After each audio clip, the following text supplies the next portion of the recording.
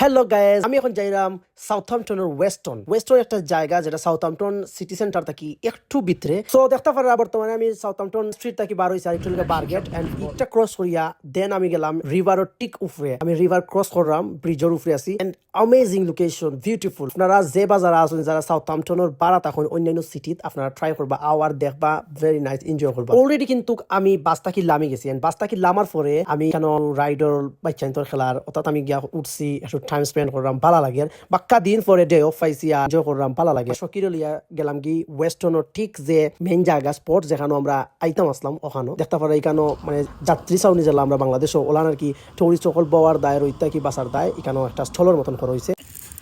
And this is view. This is Weston. Very nice, beautiful. And এটা সম্পূর্ণ স্টোনের দেখতে পারা এখানে অসংখ্য ছোট ছোট পাথর সকল আছে, স্টোন। অ্যান্ড একটা খুব নাইস প্লেস। আর পানিগুলা খুবই ক্লিন অ্যান্ড ক্লিয়ার পানি, উইদাউট এডিট ভিডিও দেখাইলাম আপনারা।